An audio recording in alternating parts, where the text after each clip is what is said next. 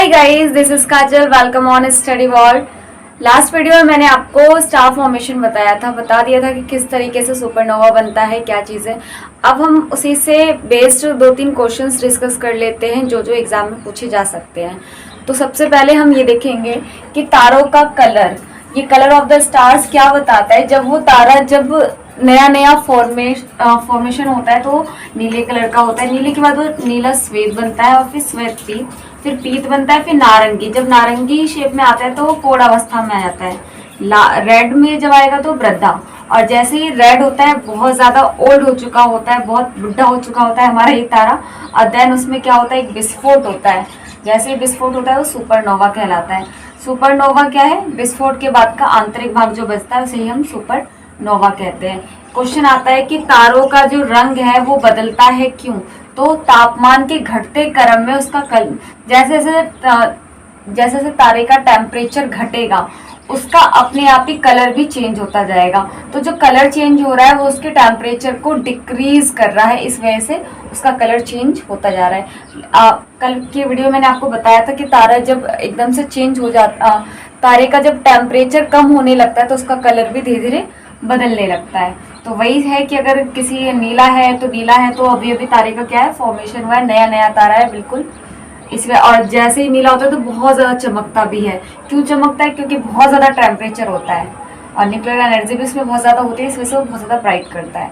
Then अब है कि नेक्स्ट क्वेश्चन है कि अर्थ के नियरेस्ट कौन सा स्टार है। तो अर्थ के नियरेस्ट जो स्टार है वो सबसे पहला सन है।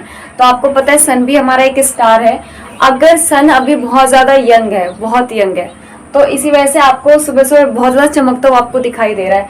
जब उसमें विस्फोट होगा तो वो क्या बन जाएगा, सुपरनोवा। और जब भी कोई तारा विस्फोट होकर जब सुपरनोवा बनता है, तो कल मैंने आपको एक पिक्चर्स में बताया था कि कोई भी तारा अगर सुपरनोवा बन रहा है तो जिसका साइज इतना है, सुपरनोवा बनते ही वो साइज अपना बड़ा कर लेता है और फिर ये धीरे धीरे छोटा छोटा होता रहता है। तो ऐसे ही अगर हमारा सूरज जब सुपरनोवा बनेगा तो इसका साइज बहुत ज़्यादा बड़ा हो जाएगा। और जब इसका साइज बड़ा हो जाएगा तो हमारे अर्थ का भी टेम्परेचर बढ़ने लगेगा। क्योंकि आपको पता है सूरज ये है, सन ये है, और सन के बाद हमारा अर्थ तीसरे नंबर पे आता है।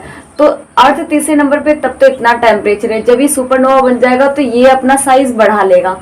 और साइज बढ़ते ही जैसे साइज बढ़ेगा इसका टेम्परेचर और ज़्यादा हमारी पृथ्वी पर पड़ने लगेगा, तो फिर हमारी पृथ्वी रहने लायक नहीं बन जाएगी। तो इस टाइम में ये सब करने में तो बहुत अभी करोड़ों वर्ष हैं। फिलहाल के लिए बस इतना ही है। कुछ इंपॉर्टेंट क्वेश्चन है, जैसे स्टार से पूछता है कि अर्थ के नियरेस्ट कौन सा स्टार है। तो अर्थ के सबसे नियरेस्ट स्टार है सूर्य। अब सन के बाद जो सेकंड सबसे नियरेस्ट स्टार होता है वो कौन सा है, प्राक्सिमा सेंटोरी। प्राक्सिमा सेंटोरी सबसे सेकंड नंबर पे नियरेस्ट स्टार है। और सबसे ब्राइट चमकीला जो पृथ्वी से दिखने में, पृथ्वी से जब आप देखोगे इस अर्थ से सबसे ज्यादा चमकीला तारा कौन सा है, आपका साइरस है। सबसे ज्यादा चमकीला तारा साइरस। तो ये तारों से बस इतने ही क्वेश्चन बनेंगे। अब हम नेक्स्ट करेंगे सोलर सिस्टम कि सन का फॉर्मेशन कैसे हुआ, कैसे ये प्लैनेट बने, और उसको थोड़ा और डिटेल में जानेंगे।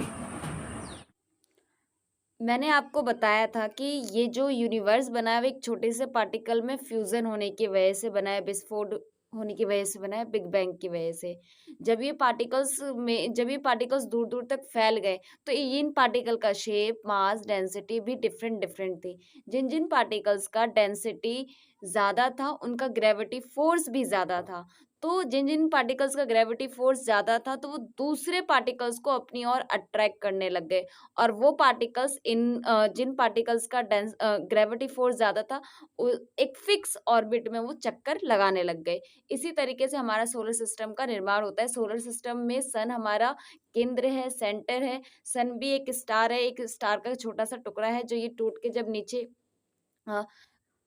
जब ये आ गया था तो इसका ग्रेविटी फोर्स बहुत ज्यादा था। और जो ग्रेविटी फोर्स की वजह से जो दूसरे पार्टिकल्स जो इसकी ओर अट्रैक्ट होने लग गए, एक फिक्स ऑर्बिट में चक्कर लगाने लग गए। और इसी वजह से सोलर सिस्टम का निर्माण होता है, सोलर फैमिली बनती है जिसमें सन है, सन के बाद मरकरी, वेनस, अर्थ, मार्स, जुपिटर, सैटर्न, यूरेनस और नेपटून है। और प्लेटो भी है। और हम प्लेटो को ड्राफ्ट प्लैनेट क्यों बोलते हैं ये भी हम डिस्कस करेंगे। बिल्कुल टॉपिक के लास्ट में बताएंगे कि क्यों प्लेटो को प्लैनेट की कैटेगरी से हटा दिया गया और उसे ड्राफ्ट प्लैनेट बना दिया गया। फिलहाल हम बस इतना डिस्कस करेंगे कि इन प्लैनेट की क्या-क्या खूबियाँ हैं, क्यों सैटर्न क्यों फेमस है, कौन कितने टाइम में चक्कर लगाता है, किसका टेम्परेचर सबसे ज़्यादा हाई है, इनर प्लैनेट किसे कहते हैं, आउटर प्लैनेट किसे कहते हैं। तो इसे अब हम कंटिन्यू आगे करते हैं।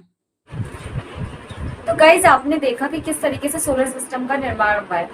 अब सोलर सिस्टम जो हेड ऑफ द फैमिली है वो हमारी सन है। सन के बाद काफी सारे इसके प्लैनेट हैं, काफी सारे, इट मीन्स 8 प्लैनेट हैं। तो नंबर 1 पे जो पहला प्लैनेट है वो आपका क्या है, मरकरी, इसको हिंदी में बुध कहते हैं। सेकंड नंबर का जो प्लैनेट है उसे वेनस या शुक्र। थर्ड नंबर पे हमारी खुद की अर्थ पृथ्वी। फोर्थ नंबर पे मार्स मंगल। फिफ्थ नंबर पे बृहस्पति जुपिटर। और 6 नंबर पे सैटर्न है शनि। 7 नंबर पे यूरेनस अरुण। और 8 नंबर पे वरुण, अरुण और वरुण। अब आपने ये देखा कि हमारी जो सन है वो हेड ऑफ द फैमिली है। इसके सन के अंदर ये काफी सारे प्लैनेट इसके इर्द गिर्द घूमते रहते हैं, एक ऑर्बिट बना है और इस ऑर्बिट में ही ये जितने भी प्लैनेट हैं ये रिवॉल्व होते रहते हैं, घूमते रहते हैं। इसी में काफी सारे एस्टेरॉइड हैं, कॉमेट है, काफी सारा सब कुछ घूमता रहता है। लेकिन फिलहाल अभी हम प्लैनेट के बारे में ही पढ़ेंगे।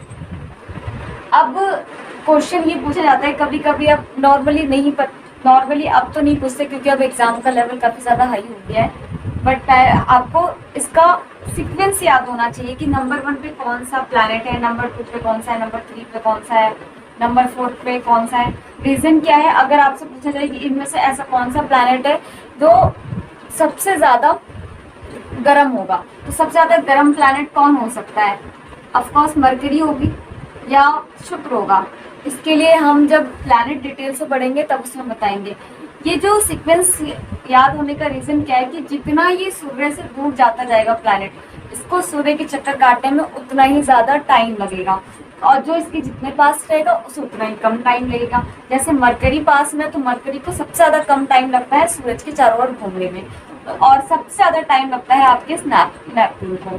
तो अब हम इसका सीक्वेंस लर्न करेंगे। सीक्वेंस में काफी ज्यादा कंफ्यूजन हो जाती है, तो एक छोटी सी ट्रिक है वो मैं आपको बताने वाली हूँ कि आप किस तरीके से ये सीक्वेंस लर्न कर सकते हो कि पहले बुध आएगा, या शुक्र आएगा, या मंगल आएगा, या पृथ्वी, ये पूरा एक सीक्वेंस से हम पढ़ेंगे।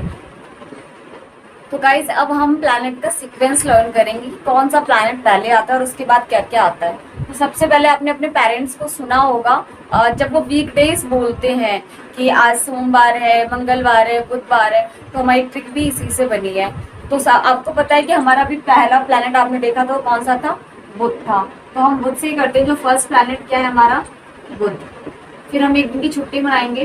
बुधवार के बाद क्या आ जाएगा आपका, बुधवार क्या आ जाएगा, बृहस्पति, बृहस्पतिवार की छुट्टी, फिर शुक्र, शनिवार की छुट्टी, फिर क्या आ जाएगा, रविवार। रविवार हम कहाँ मनाएंगे, अपनी पृथ्वी पे। अब पृथ्वी पे मनाने के बाद फिर क्या हो जाएगा, सोमवार, सोमवार की फिर से छुट्टी, फिर क्या आ जाएगा, मंगलवार। बुध की छुट्टी है, फिर क्या आ जाएगा, बृहस्पतिवार।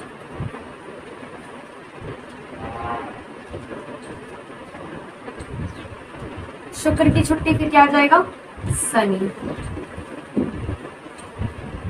और शनि के बाद फिर से डेज अब याद नहीं करेंगे। अब 2 भाई हैं, पहला भाई का नाम क्या है, अरुण, और दूसरे भाई का नाम क्या है, वरुण। ये 2 भाई हैं, अरुण और वरुण। हिंदी मीडियम वालों के लिए तो हो गया। अब इंग्लिश मीडियम वालों को, क्योंकि उन्हें हिंदी में तो नाम ही लर्न नहीं होता, तो उनके लिए भी ट्रिक है।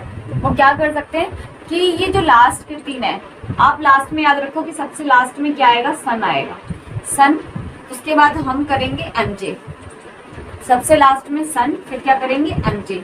एमजे के बाद क्या करेंगे हम, जब ये आपका 5 हो जाएगा, तो आपको तो पता ही है तीसरे नंबर पे क्या है, अर्थ है। तीसरे नंबर वाला तो अर्थ याद रहेगा ही ना, और फिर भी और एम। ठीक है, तो जो हम कंफ्यूजन होते हैं ना, वो हम इसमें होते हैं एमजे सन में। तो एमजे सन आपको याद रखना है कि 4th सीक्वेंस से क्या हो जाएगा, एमजे सन, और स्टार्टिंग का एमवीई। तो ये आपने देखा कि सबसे पहले क्या आ जाएगा, मरकरी, वेनस, अर्थ, मार्स, जुपिटर, सैटर्न और यूरेनस, नेपच्यून। तो ये आपकी हो गई सीक्वेंस। आई थिंक अब आप सबको ये अच्छे से याद हो जाएगा सीक्वेंस। अब हम इसका रिवॉल्यूशन चेक करेंगे कि किस प्लैनेट को कितना टाइम लगता है सन के चारों ओर घूमने में। अब आपको सीक्वेंस तो लर्न हो ही गया होगा। अब जब आपको पता है कि जो जो सन से जैसे जैसे इन प्लैनेट की दूरी बढ़ती चली जाती है, उनको उतना ही ज़्यादा टाइम लगता है सूर्य के चारों तरफ चक्कर काटने में। तो मरकरी को लगता है 88 डेज, वेनिस को लगता है 225 डेज, और हमारी अर्थ को लगता है 365 1/4 डेज, और मार्स को लगेगा 687 डेज।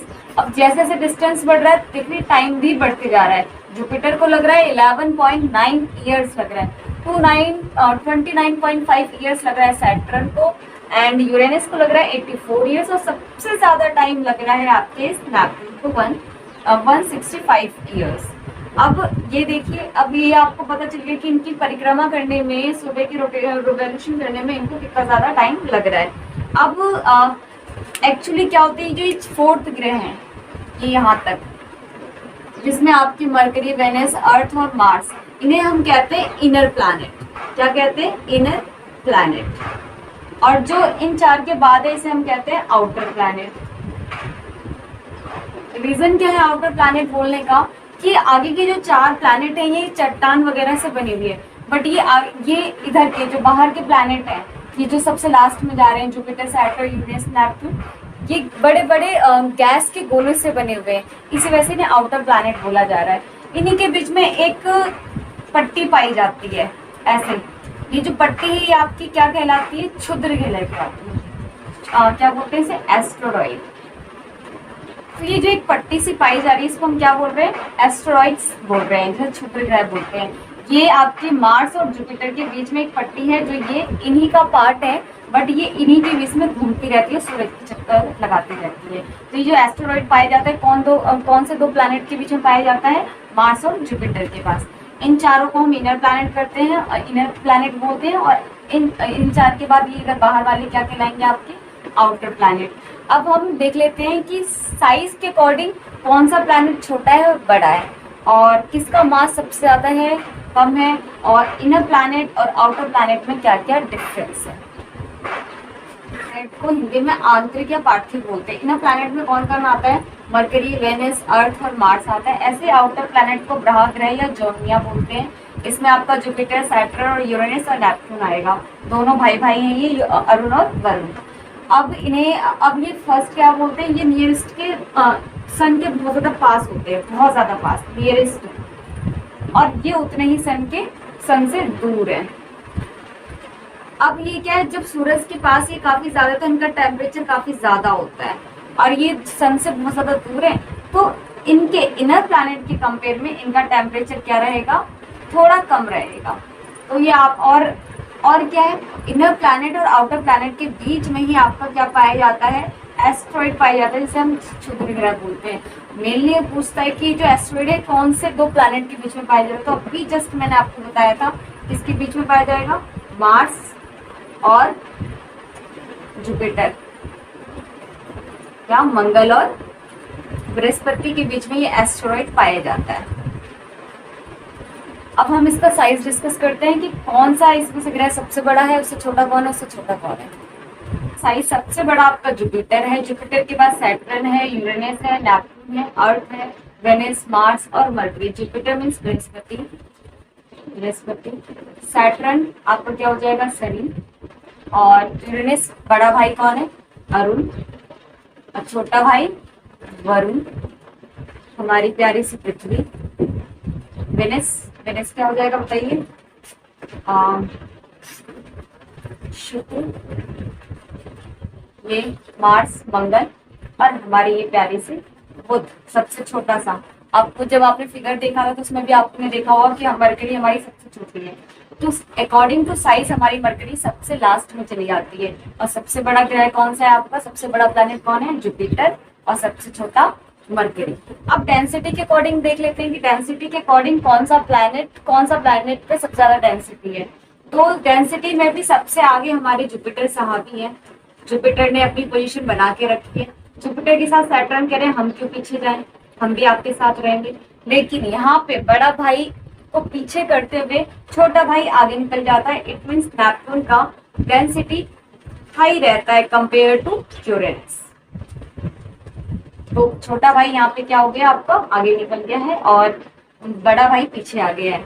व्हेन फिर अर्थ अपनी पोजीशन पे रहती है, वेनस भी अपनी पोजीशन पे रहेगी और मार्स भी अपनी पोजीशन पे रहती है और मरकरी भी।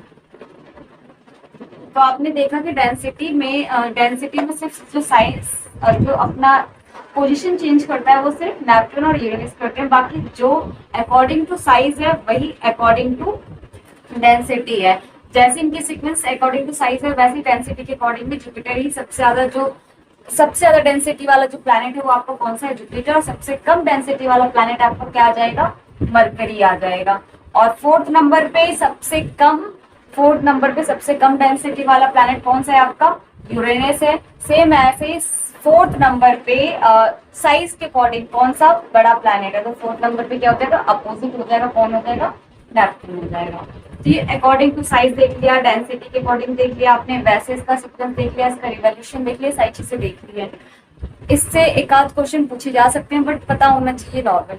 अब कल हम क्या करेंगे, एक एक करके हम सबको डिटेल में पढ़ेंगे। सबसे पहले मैं सन से स्टार्ट करूंगी, देन सन पढ़ेंगे, फिर क्या करेंगे हमारी बुध आ जाएगी, बुध क्या, शुक्र, पृथ्वी, ये सारे एक एक करके डिटेल में पढ़ेंगे।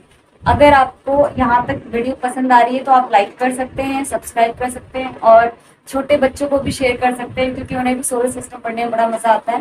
तो आप अपने बच्चों के साथ भी शेयर कर सकते हैं। एंड कोई कमी है कुछ है तो आप कमेंट बॉक्स में जरूर बताएं। तो मिलेंगे नेक्स्ट वीडियो में। जय हिंद।